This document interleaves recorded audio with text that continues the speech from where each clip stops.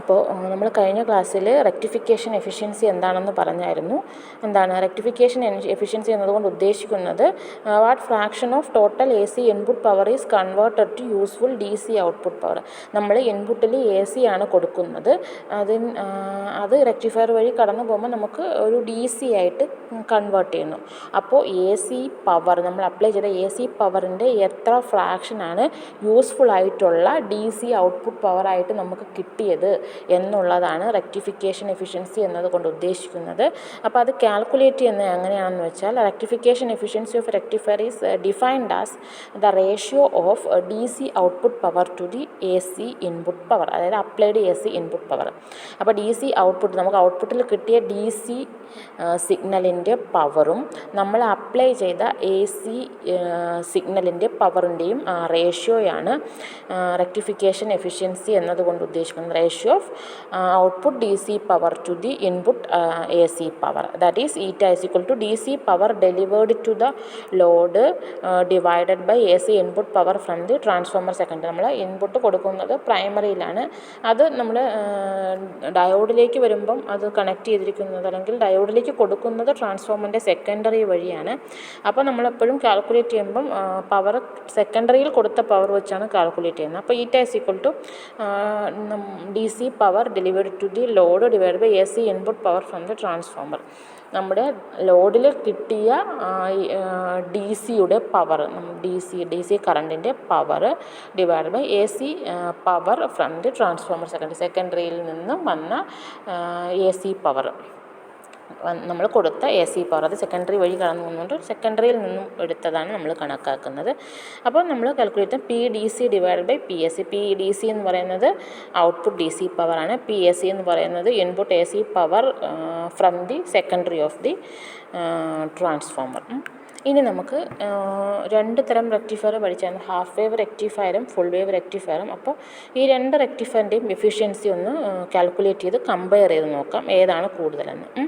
അപ്പോൾ rectifier efficiency of a half wave റെക്ടിഫയറാണ് നമ്മൾ ആദ്യം നോക്കുന്നത്.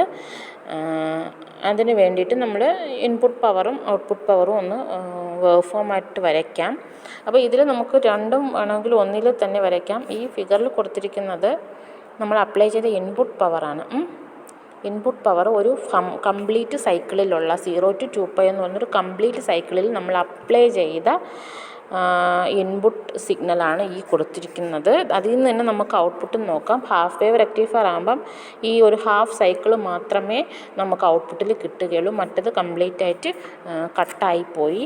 അപ്പോൾ നമുക്ക് ആ ഒരു വാല്യൂ ഓഫ് പവർ കണ്ടുപിടിക്കണമെങ്കിൽ നമുക്ക് കറണ്ടിൻ്റെ ഇഫക്റ്റീവ് വാല്യൂ വേണം, അതുപോലെ തന്നെ റെസിസ്റ്റൻസ് വേണം. പവർ എന്ന് പറയുന്നത് I² R ആണ്, അപ്പോൾ നമുക്ക് അല്ലെങ്കിൽ V²/R ആണ്. അപ്പോൾ ആ ഒരു V²ൻ്റെയോ I²ൻ്റെയോ ഒക്കെ വാല്യൂ നമുക്കറിയാമെങ്കിൽ മാത്രമേ പവർ കണ്ടുപിടിക്കാൻ പറ്റൂ. നമുക്ക് ആദ്യം I കണ്ടുപിടിക്കാം, ഇഫക്റ്റീവ് വാല്യൂ. ഒരു എ സി സിഗ്നൽ അപ്ലൈ ചെയ്താൽ അതിൻ്റെ ഇഫക്റ്റീവ് വാല്യൂ, നമ്മൾ എ സി പറയുമ്പോൾ എപ്പോഴും ഇഫക്റ്റീവ് വാല്യൂ RMS വാല്യൂ ആണ് പറയുന്നത്. അതുകൊണ്ട് ഈസി ആണെങ്കിൽ നമുക്ക് ആവറേജ് വാല്യൂ പറയാം. അപ്പോൾ നമ്മൾ ആദ്യം കണ്ടുപിടിക്കുന്നത് പവർ ഡി സി പവറാണ്. അപ്പോൾ അതിന് വേണ്ടിയിട്ട് നമുക്ക് IDC കണ്ടുപിടിക്കണം, അത് നമ്മൾ ആവറേജ് കണ്ടുപിടിക്കും. അതേസമയം IAC ആണെങ്കിൽ നമ്മൾ RMSഉം കണ്ടുപിടിക്കും. അപ്പോൾ ആദ്യം IDC കണ്ടുപിടിക്കാം, എന്നിട്ട് നമുക്ക് IACയിലേക്ക് പോകാം. അപ്പോൾ the output current I2 is uni directional and pulsating. നമുക്ക് ഔട്ട്പുട്ടിൽ കിട്ടിയ അല്ലെങ്കിൽ ലോഡ് റെസിസ്റ്റൻസിന് അക്രോസ് ആയിട്ട് കിട്ടിയ കറണ്ട് എന്ന് പറയുന്നത് I2 എന്ന് നമുക്കതിനെ റെപ്രസെൻറ്റ് ചെയ്യാം, അല്ലെങ്കിൽ IL എന്നോ എന്തെങ്കിലും IL എന്ന് വേണമെങ്കിലും റെപ്രസെൻറ്റ് ചെയ്യാം. അത് യൂണി ഡിറക്ഷണലാണ്, പക്ഷേ അതുപോലെ തന്നെ പൾസേറ്റിങ്ങും ആണ്. Hence the average D C current during one complete cycle of the A C input is given by the area under the graph connecting output current IL എന്നാണ് ഇവിടെ കൊടുത്തിരിക്കുന്നത്. നേരത്തെ I2 എന്ന് പറഞ്ഞപ്പോൾ IL ആണ് നമ്മൾ ഉദ്ദേശിച്ചിരിക്കുന്നത്, IL ആൻഡ് തീറ്റ. അപ്പോൾ നമ്മുടെ എ സി ഇവിടെ നോക്കുകയാണെങ്കിൽ എന്താണ്, പൾസേറ്റിംഗ് ആണ്, അതേസമയം തന്നെ യൂണി ഡയറക്ഷൻ, അതായത് ഡയറക്ഷൻ ഒന്നും ചേഞ്ച് ചെയ്യുന്നില്ല. അപ്പോൾ average D C current during one cycle എന്ന് പറയുന്നത് area under the graph connecting output current and theta. അതായത് ഈ ഒരു ഈ ഈ ഒരു ഗ്രാഫിൻ്റെ ഈ ഏരിയയാണ്, ആ ടോട്ടൽ ഏരിയയാണ് നമുക്ക് ഉള്ള ടോട്ടൽ ഇഫക്റ്റീവ് വാല്യൂ അല്ലെങ്കിൽ RMS value of average value of current തരുന്നത്. അപ്പോൾ ഇൻസ്റ്റൻറ്റേനിയസ് വാല്യൂവിനെ നമുക്ക് സ്മോൾ IL എന്ന് റെപ്രസെൻറ്റ് ചെയ്യാം. അങ്ങനെയാണെങ്കിൽ average value of DC current എന്ന് പറയുന്നത് എന്ത് ചെയ്താൽ മതി, ആ ഗ്രാഫ് ആവറേജ് വാല്യൂ ആണ് കണ്ടിരിക്കുന്നത്. അപ്പോൾ ടോട്ടൽ വാല്യൂ ഡിവൈഡഡ് ബൈ എത്ര നമ്പർ ഓഫ് വാല്യൂ, ഓരോ ഇൻസ്റ്റൻറ്റിലും ഉള്ള കറണ്ടിൻ്റെ വാല്യൂ എടുത്ത് ആഡ് ചെയ്തിട്ട് അതിന് എത്ര വാല്യൂ എടുത്തു, നമ്മളിപ്പോൾ 0 to 2π വരെയാണ് എടുത്തതെങ്കിൽ ആ 1/2π കൊണ്ട് ഡിവൈഡ് ചെയ്യുമ്പോൾ നമുക്ക് എന്ത് കിട്ടും, ആവറേജ് വാല്യൂ ഓഫ് DC കിട്ടും. That is IDC is equal to 1/2π into integral 0 to 2π IL dθ. IL എന്ന് പറയുന്നത് നമ്മുടെ ലോഡ് റെസിസ്റ്റൻസ് അക്രോസ് ആയിട്ട് കിട്ടിയ കറണ്ടിൻ്റെ ഇൻസ്റ്റൻറ്റേനിയസ് വാല്യൂ ആണ്. dθ എന്ന് പറയുന്നത് നമ്മൾ തീറ്റയ്ക്ക് അനുസരിച്ചാണെങ്കിൽ നമ്മൾ സമ്മേഷൻ കാണുന്നതിന് പകരം ഇവിടെ ഇൻ്റഗ്രേഷൻ, കാരണം ഈ ഡിസ്ട്രിബ്യൂഷൻ അല്ലെങ്കിൽ ഈ ഒരു കറണ്ട് എന്ന് പറയുന്നത് കണ്ടിന്യൂസ് ആയിട്ടാണ്, അങ്ങനെ 0 നിന്ന് മാക്സിമത്തിൽ നിന്ന് 0 എന്നത് ഡിസ്ക്രീറ്റ് അല്ല. അതുകൊണ്ട് തന്നെ നമുക്ക് ഇൻ്റഗ്രേറ്റ് ചെയ്താൽ മാത്രം മതി. 1/2π ഇൻ്റഗ്രൽ 0 to 2π IL dθ. അപ്പോൾ dθ നമുക്ക് ωt എന്ന് വേണമെങ്കിൽ മാറ്റി എഴുതാം. That is 1/2π integral 0 to 2π IL dωt. ഇനി നമുക്ക് IL എന്ന് പറയുന്നത് ഇൻസ്റ്റൻറ്റേനിയസ് വാല്യൂ ആണ്. If IM is the maximum value of current through the load, അങ്ങനെയാണെങ്കിൽ നമുക്ക് ആ ഇൻസ്റ്റൻറ്റേനിയസ് വാല്യൂവിനെ എങ്ങനെ എഴുതാം, IL is equal to IM sin ωt എന്ന് പറയാം. അതായത് ടൈം മാറുന്നതനുസരിച്ചാണ് ഈ ഇൻസ്റ്റൻറ്റേനിയസ് വാല്യൂ മാറുന്നത്. അപ്പം നമുക്ക് IM sin ωt എന്നൊരു എക്സ്പ്രഷൻ ഉപയോഗിച്ച് എഴുതാം. That is IDC is equal to അപ്പോൾ എങ്ങനെ ആവും, 1/2π into integral 0 to 2π IM sin ωt into dωt. ഇനി നമുക്കിത് രണ്ടായിട്ട് സ്പ്ലിറ്റ് ചെയ്യാം, കാരണം ഇൻ്റഗ്രൽ 0 to 2π ആണ്. അവിടെ എന്താണ്, ഹാഫ് വേവ് റെക്ടിഫയർ ആകുമ്പം 0 to π വരെ കറണ്ട് ഉണ്ട്, π to 2π കറണ്ട് ഇല്ല. അപ്പം അവിടുത്തെ നമ്മൾ ആവറേജ് വാല്യൂ എടുക്കുമ്പോൾ ആ ഒരു പോർഷനിലെ കറണ്ട് കംപ്ലീറ്റ് ആയിട്ട് 0 ആവും. അപ്പം നമുക്ക് എത്രയേ ഉള്ളൂ, 1/2π into integral 0 to π IM sin ωt dωt എന്നായി മാറും. dωt എന്നായി മാറും.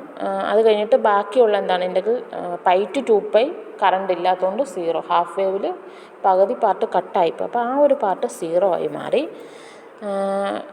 നമുക്ക് ഈ കറണ്ടിനെ വേണമെങ്കിൽ വോൾട്ടേജിൻ്റെ ടേമിലും എഴുതാം. അതായത് കറണ്ട് എന്ന് പറയുന്നത് വോൾട്ടേജ് ഡിവൈഡ് ബൈ റെസിസ്റ്റൻസ് ആണ്. അപ്പോൾ ലോഡ് റെസിസ്റ്റൻസിൽ കൂടെയുള്ള കറണ്ടിൻ്റെ വാല്യൂ എന്ന് പറയുന്നത് IM is equal to VM/RL + RF. കാരണം ലോഡ് റെസിസ്റ്റൻസിൽ കൂടെയും പോകുന്നുണ്ട്, ഡയോഡിന് ചെറിയൊരു ഫോർവേഡ് റെസിസ്റ്റൻസ് ഉണ്ട്, അപ്പോൾ ആ RFൽ കൂടെയും പോകുന്നുണ്ട്. അപ്പോൾ നമുക്കത് വേണമെങ്കിൽ അങ്ങനെയും എഴുതാം, അത് മനസ്സിൽ വെച്ചിരുന്നാൽ മതി. അപ്പോൾ IDC എന്ന് പറയുന്നത് എങ്ങനെയാവും, 1/2π into integral 0 to π IM sin ωt dωt എന്നായി മാറും. ഇനി നമുക്ക് ഇതിനെ ഇൻ്റഗ്രേറ്റ് ചെയ്യാനായിട്ട് IM എന്ന് പറയുന്ന കോൺസ്റ്റൻ്റ് ആണ്. അപ്പോൾ അത് പുറത്തെടുത്താൽ IM/2π into integral 0 to π sin ωt dωt.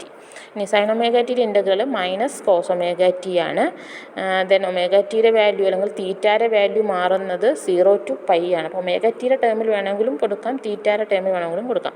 അപ്പോൾ തീറ്റായുടെ വാല്യൂ മാറുന്നത് 0 to π ആണ്. അപ്പോൾ നമുക്ക് ആ ലിമിറ്റും കൂടെ അപ്ലൈ ചെയ്യുമ്പോൾ എന്ത് കിട്ടും, IM/2π into -cos ωt between limit 0 to π. That is cos ωtയുടെ വാല്യൂ π ആകുമ്പോഴത്തേക്കും -1 ആണ്, -1 എന്ന് കിട്ടുന്നത്. -2 ഇൻറ്റു ഒരു മൈനസും കൂടെ ഉള്ളത് കൊണ്ട് 2 എന്നാണ് അവിടെ ടോട്ടൽ വാല്യൂ കിട്ടുന്നത്. ആ ലിമിറ്റ് അപ്ലൈ ചെയ്ത് കഴിയുമ്പോൾ വേണമെങ്കിൽ നിങ്ങളൊന്ന് ചെയ്ത് നോക്കിയാൽ മതി.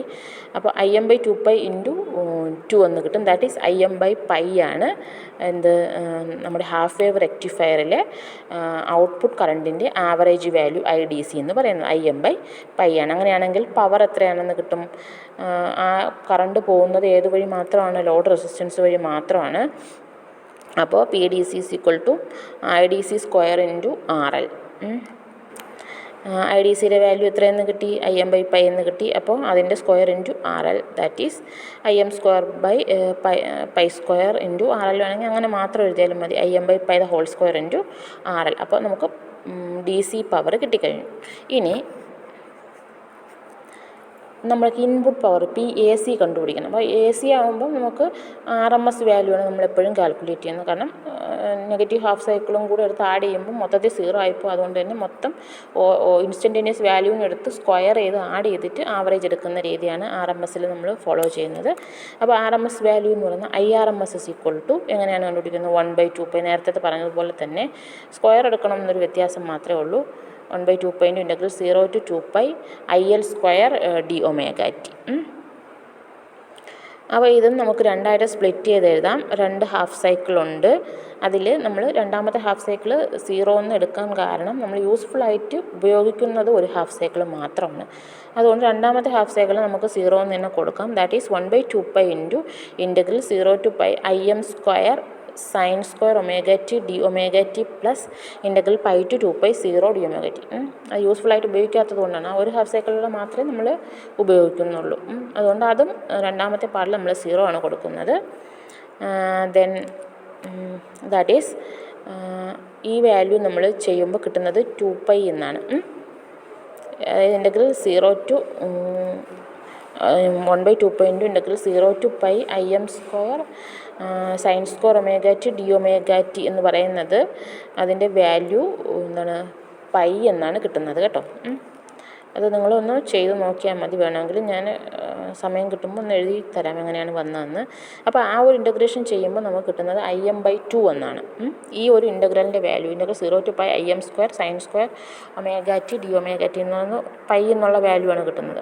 അപ്പോൾ അത് Im/2 എന്നായി. That is PAC IRMS² RL + RF. കാരണം AC ഫ്ലോ ചെയ്യുന്നത് ഏത് വഴിയൊക്കെ ഫ്ലോ ചെയ്യുന്നുണ്ട്? ലോഡ് റെസിസ്റ്റൻസ് വഴിയും ഉണ്ട്, ഡയോഡ് വഴിയും ഉണ്ട്. അപ്പോൾ PAC എന്ന് പറയുന്നത് IRMS² RL + RF ആണ്. പക്ഷേ മറ്റേതിൽ IDC² RL മാത്രമേ ഉള്ളൂ.